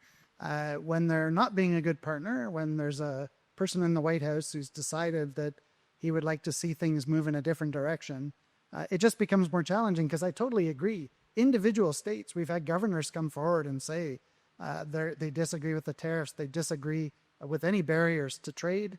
I know that most of the CEOs would probably say the same thing, that this was designed to work in the way that it works. It is a moment where we can build more flexibility into our system so that we can manage in these cases. And I think we have to be realistic about what can be done in the short term, and then we need to develop a vision for where we want to go longer term. So, Ian, I wanted to just ask you, you're in the world of technology and AI and software, et cetera. One of the challenges for the energy sector as a whole is getting the new talent to be part of the sector. How are you finding your ability to attract new grads? Because you are serving the energy sector. Media's done a great job sort of turning it into a pariah. I'm just curious as to whether you're a portal into attracting talent for, a new energy system, for the new energy systems we need to build. I mean, I should probably ask the 2 individuals from our team. They're here, Brenna and Thomas. But I mean, we've been very successful, I think, and very successful from Queens, almost to a fault. My colleagues don't want me to hire more Queens kids because there's too many of them. So, and it's a testament to the talent, honestly. But like, cheeky comments aside, I think it is tricky. Like most folks want to join my energy transition research team versus the peer group and the one that I grew up in, which is more the oil and gas side of it. I think the technology overlay makes it extremely appealing. I think the folks that we get to engage with makes it appealing. So I get that our experience isn't unique, but there's a lot to love about energy. There's a lot of technology there, and I do feel like there's a more pragmatic view around the energy story, especially as AI evolves, that will open that to more minds than in the past. So I'm just curious as to, the clients that you serve, the early adopters, laggards. I'm curious as to what. I mean, there's lots of guys with cowboy hats and boots every day, and so they can be tech forward in their own respect to like the very sophisticated tech companies who are our clients. So it's the whole gambit. I would say what's interesting and unique at this moment is it's getting increasingly difficult to disentangle energy from technology. And Amazon, Google, Microsoft, etc., they all have giant energy teams and incredible capabilities hired from industry, and they're trying to figure this out for themselves as well. So I think to be in energy is to be in tech today, and to be in tech is to be in energy. That's a great way to put it. Dave? Yeah, I just wanted to mention about attracting young people into the energy industry. An organization out of Calgary that I'm involved in, the Canadian Energy Executive Association, sponsors a number of university outreach programs and a large conference in the Engineering School at Queen's every winter, which I usually end up speaking at or at least attending. And students are just not aware and of how much the opportunity out there is to apply their engineering skills to the energy sector in Canada, or they are constrained to what they believe is at the clean tech, but they don't see the broader view. And so I think those reaching out efforts are having some effect. Andy did part of his talk. He had this picture of a tailings pond, which reminded me of the sinkered ducks in 2008. But all that is a jumping point. I mean, it is still a narrative that is hard to overcome. And I'm curious as to what your students say. I'm working on tailings ponds are bad. Like, you're trying to get them to solve a problem, which is important. And yet it's with an industry that is not necessarily viewed as important as it is from an economic standpoint. I think they're very pragmatic in the sense that they see these giant failures. Yesterday, I showed a graph of 3 failures. The Mount Poly tailings dam failure in 2014, which is 25 million cubic meters. The next year in 2015, there was a 30 million cubic meter failure. And then in 2019, a 10 million cubic meter failure in Brazil. And that shocking sort of videos and impacts of those events means that if we can make tailings dams safer, we're the good guys, right? Do you think the media would write about that, though? Sorry, I didn't hear that. Would the media write about it? Or is it only bad stories? Right? Yeah. I mean, it's a barrier to overcome in terms of that perception. There's an interesting development yesterday. Nutrien announced plans to invest in West Coast infrastructure to access Asian markets that it already doesn't get to, and also they didn't say where. But they said the goal is to have rail access and a deep water port, and the energy sector needs pipelines and a deep water port too. And if there are no pipelines, access to rail works to ship the oil to the port. So rather than thinking about, when we go back to the Prime Minister and what he needs to do, rather than thinking about one-off infrastructure plays, does it make more sense to have companies from different sectors but similar needs work together on complex infrastructure products? Do we increase the probability of success? So certainly I think bringing multiple partners to the table would help. And there are very, very similar needs between these different sectors. They're looking basically to get to the same endpoint. You know, they're trying to get to a refinery or to a port or to a location that will be in common. There's a lot of advantages to co-locating some of this infrastructure. There are disadvantages too. I mean, you can talk about the disadvantages, but there are big advantages to doing that, and it can be staged. This is the sort of thing where, you know, we go through lots of assessments when we build new projects. Well, if we do one strategic assessment of a corridor, then that treats the whole corridor for each of the modes that we might want to implement. We may not build them all, or we may build them in different orders, but this is the way to speed things up, is to start looking at it now. Don't wait for the project to be fully formed from the company. Start to look at the corridor that we need and bring the different companies in. So one of the things you want to think about when selecting a deep water port is the potential for geohazards. And one of the doomsday geohazards to think about is a landslide-generated wave. So you have a landslide hitting the water and creating a tsunami. In Latoya Bay in Alaska, there was an event that created a wave that took out all the trees up to an elevation of 500 meters. To give you a sense of how massive these things can be. So we need, if we want to look at deep water ports, we need to be really smart. We need to do bathymetry, and we need to look for deposits, right? That is the earth telling us our history book of what has happened in these areas before, and then be smart about where we site these kinds of facilities. Do you want to weigh in? You're nodding. You had me shaking my head with the chance of success, because that made the question a lot harder.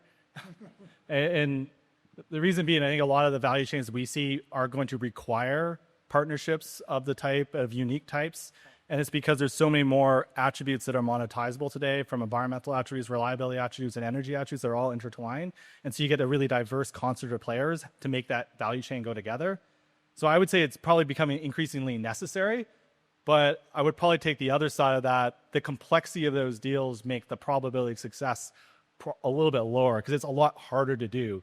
So we just need a lot more of those ideas out there. Otherwise, there's not going to be a lot to talk about. It's novel. You just to have that come out, just all of a sudden start thinking maybe you just partner, and food and fuel maybe. And in markets and like the whole 9 yards. Like, you are being, incentives in Japan to pay for resource development in BC and taking advantage of a feedstock or something like that you produce in Saskatchewan. Like, that's the value chain you're assembling.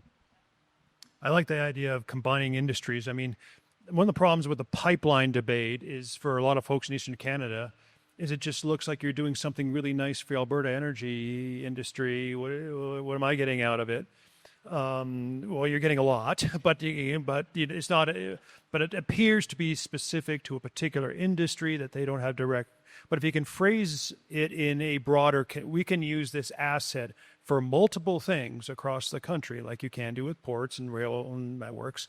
You have I would argue, you'd probably have a much higher chance of selling it at the cabinet table than if you're just doing it for one industry. Unless you're automobiles in Southern Ontario, then they have no problem getting help. Or via rail, and all its subsidies. David, I just wanted to sort of continue talking about, it is a challenge, that whole pipeline story. We know what that's like. But just how, when you look at the sort of national dynamic now, how do you see sort of Alberta working with the federal government going forward in a constructive way in terms of, and if you were giving Danielle Smith advice, who's speaking at the TELUS Convention Center tonight, what would you tell her in terms of how she should be dealing with this new government? Okay, this will probably forever ban me from working for her, but I will say there's certain universalities about human behavior that they're true.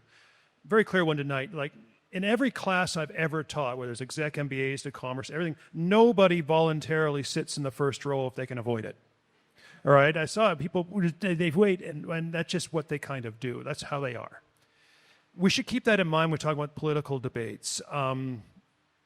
Nobody likes to be humiliated, which is what I talked about last night, Alberta's feeling towards the federal government. People will overlook mistakes, but they won't overlook how you make them feel. People also don't like to be bullied or caught into a corner. I would simply say to Ms. Smith, to Premier Smith right now, you have made the requests of the Prime Minister very clear on numerous times. So have the CEOs of major energy companies. Mr. Carney can read. He knows. Stay quiet for a while and do some backroom stuff, but the more you keep hammering, the more you keep arguing you must do this now, the less freedom Mr. Carney has to actually do things. Okay, so I think that a little bit of time is reasonable. And then also develop a wish list of must-haves and like-to-haves. She's done that. Yeah, There's and I'm 9 sure of them. there's 9 of them. Yeah. But and then decide what can you live with, what can you not. If she gets 6, is that okay? If she gets 5, 5.5, is it all or nothing? That politics doesn't typically work that way, not in democracies. Warren? Yeah, I think that it's really, really difficult to negotiate when everybody has taken a really stark position, one side or the other. Bringing the groups together is important, and so finding the common ground and really focusing on the common ground. There's a lot of benefit to be had from developing the resources that we have. We get a lot of benefit from it. We're moving forward in that direction. How do we find that common ground and bring the conversation back to how we move forward? So there was someone in the energy sector years ago who talked about how important it was to the Canadian economy and called it the mistress in the closet. That nobody wanted to talk about the energy sector and what it did, but it was really, it was there. How do we sort of, how do we move from that? You're right. The numbers, we always talk about the numbers. We say the physics doesn't work in the oil by rail. We don't, blah, blah, blah. But nobody pays attention. So what should that conversation look like? It's a good question, and I think bringing it back to core values. There was a terrific question last night that started off by posing, the notion that we're all looking for affordable and reliable energy. We're looking for energy that can support the society that we want and the goals that we have as a society. And we do need to bring the conversation back to that. I think that everybody should have to take my third year class where we go through what the energy sector does and we lay it all out. Because I do think that there's a shocking lack of energy literacy in the country. And it's part of the reason that I will always do media if media asks, and I will always take part in conversations like this because I do think it's opportunities to educate and to have the conversations. We need more conversations, so we need to find more ways to bring people together and more often. So I know you want to say something. But there was an article in the Globe Mail today that was written by a professor who is the head of the economics department, either at University of Ottawa or Carleton, and he actually made the point that it might be actually good for Alberta in the sovereignty argument because it might increase certainty for investment in the province. Yeah. So I actually want to get your reaction to that. It's long cycle capital that people have to risk. Square that circle for me. No. I just had something else to say on a previous question. Then I'll try to delay to answer that one. Where is the center of power in shaping Canada's views on energy? I don't know that it's the Minister of Finance or Energy. I think it's the Ministries of Education need to be at the table. What exactly are and immigration? What are our new Canadians being taught about the country? What are our young people being learned about how the economy works? And I'd like to look a little bit more closely at that. Getting back to how a part of the country seceding, it didn't work in the Civil War too well. In the United States, I mean, it does not heighten political certainty to have that actually happen. They may come after a decade or two. So,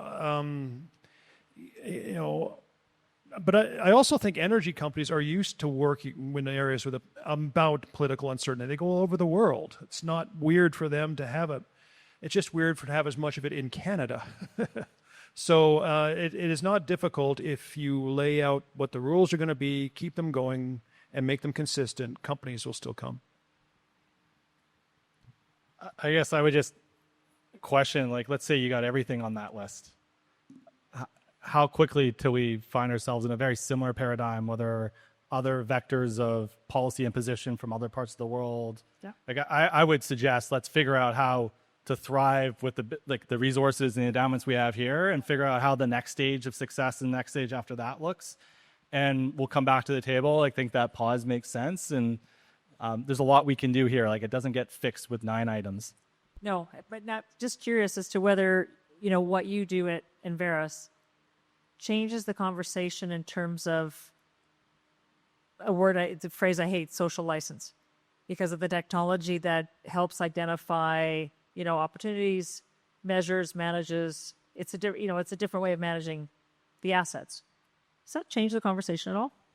Sorry.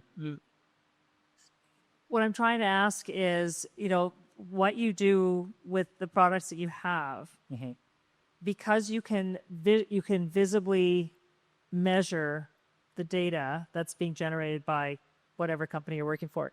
Does that change the conversation? Does it increase the social license, so to speak, and decrease some of the challenges from a perception standpoint or not? Whether it's methane emissions, I'm just curious as to how that fits. fits. Sort of, and it depends which thing we're looking at. I would say emissions are a must-have, not a differentiator today. So that understanding exists. It's not super topical. I think when you think about resource, the endowment in Alberta is amazing, and it's hard to imagine enough pipe ever being built that it won't be overwhelmed by the resource. So you build another one, you build another one, you build another.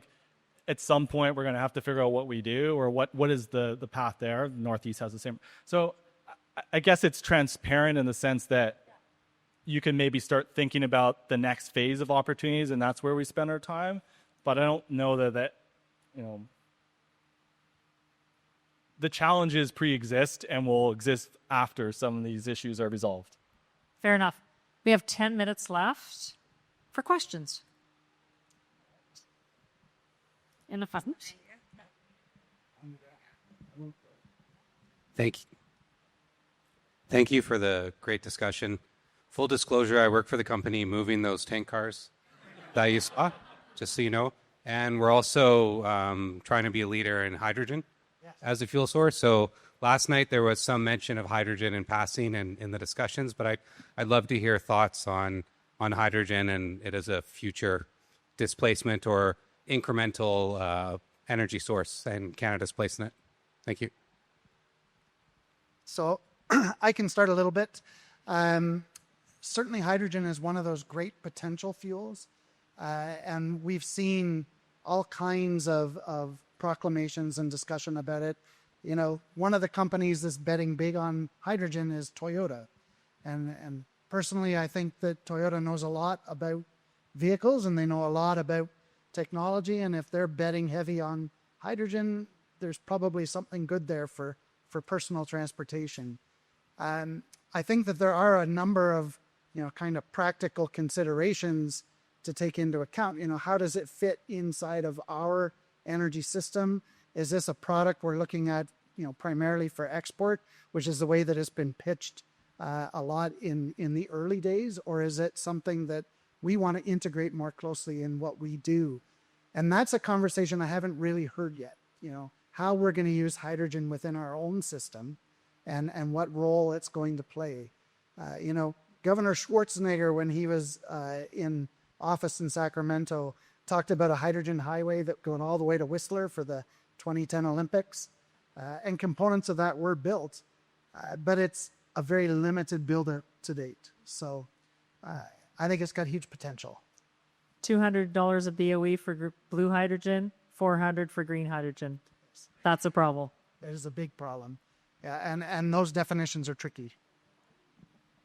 I mean, I think is and will remain a niche fuel for which individual projects can be very exciting, but will struggle to be something I spend a lot of time on in my day-to-day work looking at the energy system.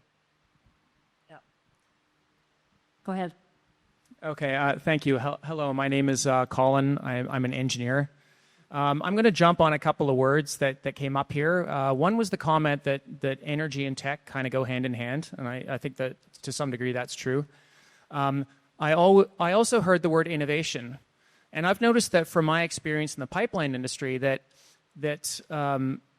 I would guess 80 or 90% of the so-called innovation that I see in my industry is just throwing a bigger and better computer at what's going on. And that doesn't seem like the smartest move to me. And the reason I say that is because recent international pipeline conference here in Calgary, somebody won a prize for coming up with an algorithm that can calculate stuff to the 5th decimal place, which sounds all very good because you've got a good computer. But we're still relying on an empirical model that was developed before the Apollo moon landings. And that model is no good for even the 3rd decimal place. I feel like there's a whole lot of effort being put towards computers, but not enough towards permafrost, towards understanding how the dam breaks, towards whether or not you can put hydrogen in a pipeline is not really computer dependent. Whether you can put carbon dioxide in a pipeline is not really computer dependent. And how do we shift the focus away from blind, throwing a bigger computer at things versus the more less computery things? Yeah, and from the pipelines, begin there. I think it's a great point. And in terms of the innovation, one of the things we can do is if we're worried about a particular area where a pipeline is traversing moving ground, we can try and use something that's called compliant backfill. So if we, instead of using very angular backfill material, if we use something that's way more rounded, the pipeline will be able to move through it and relieve a little bit of stress, and you can accommodate a lot more deformation. And actually my colleague Ian Moore and Jeff Eichhorn, the two other profs in civil engineering, that is one of the first things they're doing with their new pipeline simulator, is thinking, can we be smarter about the material we put next to our pipelines to increase resilience, as an example of something that isn't just a software thing? Yeah. I agree, but it comes down to, for the new generation, how do you make it sexy rather than saying there's tech and energy, All that's going to be done through software. Like, you're going to do the modeling in every case. Physics-based models, they're going to replicate the world. And if you want to do anything, you're going to have to do it in software first. But what you have to do is you need a ground truth at some point. And so the reason why we have a giant lab in West Campus is that we can do large-scale experiments where we need the large scale and be able to, for simplified cases, come up with the ground truth so that we can see whether our numerical models are lying to us or telling the truth. Totally. And that will happen in your lab, and industry will take those results, and they will skip that step. I'm curious, have you had conversations with any of the major pipeline companies in Calgary about your testing facility? Absolutely. Not me specifically, but my colleagues Ian Moore and Jeffrey Eichhorn are leading that particular pipeline work and are talking to everyone. Because sometimes industry doesn't see the universities as being a place to solve problems like they do in the States. I feel like that's turning around. Like, I think the stuff that's happening in universities, because of the compute that's being thrown at it and because of the way the tech stack looks today, can now suddenly be adopted at scale for industry applications a way that it couldn't 10 years ago. Like, we see it in our M&A side. We see it in all the work we do. Most of the things we buy are actually out of universities, out of technology labs, and directly implemented into industry that way. Other question? Do you have a question? I feel like we're neglecting this side. Okay. My question, I think it's going to layer on that. I was just curious how fast the engineers are moving to actually create, to help the industry feel safe, right? Because the problem is not that, it doesn't matter what, there will always be a problem. If anything can go wrong, you know what it is, it will go wrong, right? So how do we make sure whether we're moving crude by rail or put it in my car or I hold it in my hand or pipeline, how do we ensure like that we're catching up very, very quickly? Because it takes a while, all this modeling and all these things, then the industry takes it or they don't, and then, yeah. So one of the things in engineering, especially geotechnical engineering, we have is called the observational method. So what we have an idea of how a system should behave. And then what we want to do is take constant measurements and see how well it meets our prediction of behavior. And if it starts deviating, then we know that, yes, that is a particular area that we then have to go and look at and either reevaluate our models or look at why that particular infrastructure asset, whether it be a pipeline or something or anything or a railway, is acting outside of what our projected bounds for behavior. And so one of the most exciting things in civil engineering is the onset of smart infrastructure. So if we glue fiber optics to the side of a rail, for example, we can measure the weight of the train in motion, but from measuring the strain on the steel rail.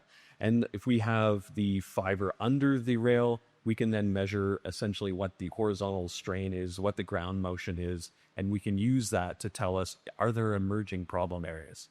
And so the more and more we get towards that merging of the incredible advances in instrumentation with our models of how things work from a stress and strain, forces and movements, I think that is really, really exciting. I'll just, I don't know much about the computer side of things. I failed computer science, physics too.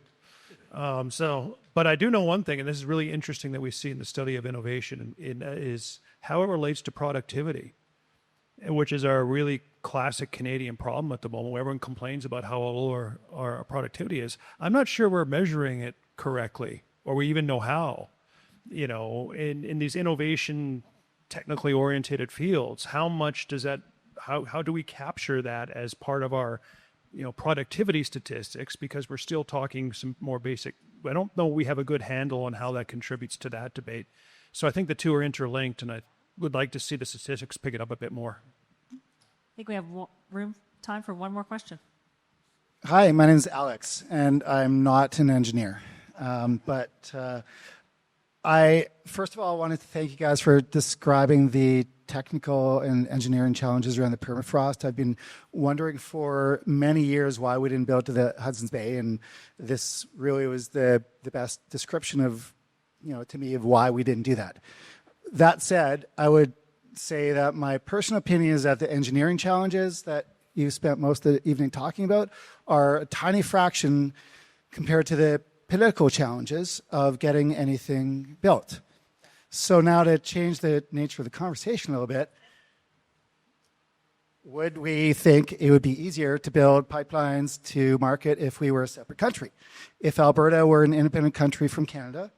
Now, there is actually a UN convention on the law of the sea that says that any landlocked country must be guaranteed rights to access market at sea. Now, it's not really a black and white law that works in all cases in every country. But that being said, we've had our own challenges in Alberta getting to market. So for the panel, and I'd love in particular if Deborah would chime in with her own personal opinion, because I would really love her personal opinion. Would it be easier to get access to Tidewater or even to the US market directly if we were our own independent country? Why do you want to cut BC off from the rest of the country? And why do you want to have to negotiate agreements saying that you owe us access to Tidewater? How do you think that's going to work? I don't want to cut BC off. But I just that's what'll happen. don't think that BC would vote with Alberta yet. Other than the Lower Mainland probably wouldn't vote. Like the rest of the BC would, but the Lower Mainland would not vote with Alberta. This is a constitutional mess. Yeah. And the other thing is that we, again, we haven't told the story properly. We have energy literacy gaps. The policies that, there's been a challenge in terms of how we've approached the building of pipelines and the arguments that we've made. I would argue, too, that facilities like the Alberta Indigenous Opportunities Corporation, huge game changer in terms of how we move forward with infrastructure, pipeline infrastructure. I would say Ian Anderson, who was the CEO of Trans Mountain, has changed and rewritten the book on how we consult. And I would also say that the federal government, having doubled their funding for Indigenous participation in projects, is also going to be game-changing. So I think there's been a lot of, we have to do this just because it's the right thing to do, to let's work together and figure out a path forward. And I think that's where we're going to get to as a country and as a country. I would just say that's a massive roll of the dice. In a game of chicken, you're playing with the rest of Canada. I'm not sure that's usually the wisest course. And if I just address it from the speed perspective, the UN's law of the sea or access to the sea rules don't necessarily mean that you'll be able to do something easier than what would happen today. I'm on the side of let's figure out how to have those consultations. I do think that being proactive and trying to work our way through the assessments now, rather than waiting for a year and a half until somebody's got a proposal on the table, is going to be faster. I guarantee, there are countries that are still arguing for right to access to the sea. And this is a 50-year-old law or something now, or a 60-year-old statute. So I really don't think it's going to speed things up. If anything, it will slow things down. And there's one group who's been left out of the conversations last night and tonight that shouldn't be, and that's Canada's Indigenous people. We haven't talked at all about them, but I'm sure they would have views. Well, that really is, I would say, Premier Kenney's legacy to the country was the AIOC. Yes. In terms of how it has unlocked so much investment opportunity for Indigenous communities in Alberta and is now being copied across the country, including by the federal government. So we're definitely further ahead than we were before. One more question?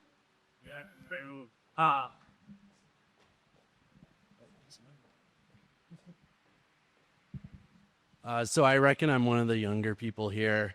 And I was born in Calgary, raised here, and then just finished my undergrad this year at Queen's. And What did you study? I studied life sciences, but my 4 years I spent with engineers, with people in policy and political sciences. And one of my major takeaways is, growing up in this recent era in Alberta, you get this sense that energy is this dirty part of Canada. It's this part that, we should look to other areas for where we want to aspire to or go towards.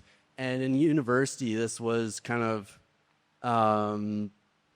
doubled, like the sense of when I went to Queen's of, a lot more people from Eastern Canada, my age, that, my peers, that how they view Alberta and energy and the whatever word you want to throw out, but the idea, someone brought up, how do we make this more sexy to engineers?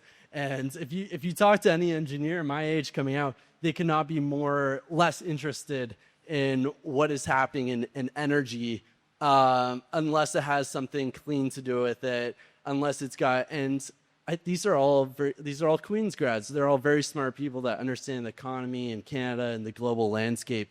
And my really big question is, I was raised here in Calgary, and my parents worked in this industry, so I have this sense, even though I was raised with this idea that this is something we shift away from. This isn't something that Canada is part of Canada.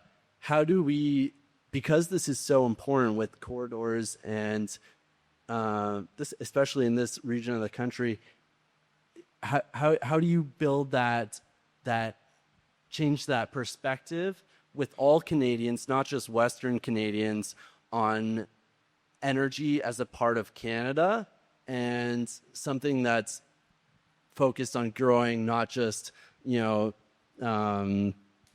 replacing. Yeah. Yeah. It's our family business. Yeah. How do we grow our family business? I would just wonder, why do they have those views? Where'd they get them? Is the first question I would have. I go back to the education. Someone has taught them this. They weren't born not liking energy, or weren't born unaware. On a more general note, I mean, the amount of just sheer energy ignorance, or even agricultural ignorance. I have students who come to me and say, "Where does food come from?" And they say, "The store." What about the farm? But the truck and all that. They don't. So even how do you make fertilizer? With natural gas. Yeah, with oil and plastics, and so I'm doing our bit, but I'm kind of curious where this gestalt came from, the roots of it, and rooted out there first, so they don't carry. Because by the time they're 2021, it's starting to be tough to change. Anybody else? Well, one thing I would say is you didn't take my class, so you should have taken my class. But maybe his friends should have taken your class. Yeah, maybe some of your friends did. But I think that there is an aspect of education that we need to be doing, and we need to do it more consistently. I do think that there's a wide range of opinions. Like, I've talked to a lot of undergrad students, a lot of grad students over the last 20 years, and we have opinions from one side of the spectrum to the other. The best thing that we can do is offer the space for those conversations. And what I would say to you is, take part in the conversations, be part of them, because we do need to get the different perspectives in. That will make things stronger. I guess I'm curious what they are interested in. I think if you like prosperity, productivity, economic growth, standard of living, go do that. Go do the things that drive that for the country forward. But the fundamental feedstock that enables all that is energy. It doesn't have to come from Alberta. It doesn't have to come from the West, but it's going to come from somewhere. So go do those things. Go make it happen for all of us. But at the end of the day, it's going to create a giant sucking sound for the few that do want to come and participate here to come and fill their part or do their part in that whole picture. No more questions? One more. Okay. This is stepping out on a limb for me, just in case you don't know who I am. My name's Anthony, but I didn't choose that name. But that's okay. And I've spent the first half of my life down in St. John's, Newfoundland, and the other half here in Alberta. So I'm quite familiar with how to get her done. If I was to put it in the words of a guy with an orange hair down south, Canadians are nice, but not that nice. You know, we're not nice to each other. We don't yield. We don't get along. And you mentioned productivity. That's the lever that we have in our hands right now. You get after that, and 10% of the overall population of the U.S. and Canada combined, we can double that in productivity and produce 20%. There's no limit. The intellectual capital here is unlimited. Alberta's not a one-trick pony. And I'm working for an organization now that's got feet in both camps, in the transition and the old model. And we're unleashed. And in 10 years, we've gone from one location to 10. And there's a small business mindset and culture in that company that doesn't ask permission. We're just going after it. And if it's there, if there's an opportunity, and you get that energy, before you know it, like we have, there's investment from the outside because they can smell that energy and the uninhibited growth that's likely going to come out of it. Just got to stop apologizing. Don't need to be sorry. Just get a better vision and get after it. Stop apologizing. That's so un-Canadian. But I agree. Somebody at Queen's did a paper about how many times we say sorry. Yeah. It was Queen's. Somebody, I can't remember what department. Might have been sociology. Anyway, I'm going to wrap it up. I want to say thank you to everybody for coming tonight, to our panelists for the great conversation and the insight. Thank you for inviting me to moderate last night and tonight. It's been great connecting with everyone. And of course, this is a journey where everybody gets an opportunity to reconnect with Queen's and understand what's going on and how you can continue to stay connected, support the organization, support the university, come for homecoming. But it's really, this has been just a really great opportunity to highlight all the great research that's going on and why it's important. So thanks, everyone. Have a great evening. Thank you. Thank you. Thanks, everyone.